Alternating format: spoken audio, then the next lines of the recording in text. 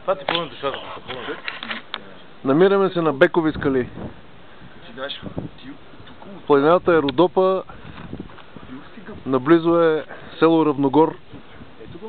Едно прекрасно място, където имаме удоволствието да ловуваме с местната дружина.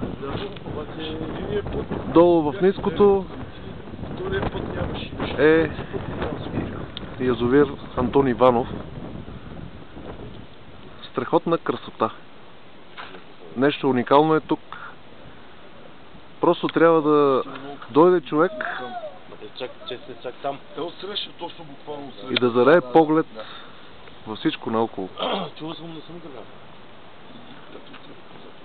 Тук времето спира и само вятъра говори тези думи, които ни осъзнава, че сме хора. Всичко друго е космос. Красиво. Красиво, красиво.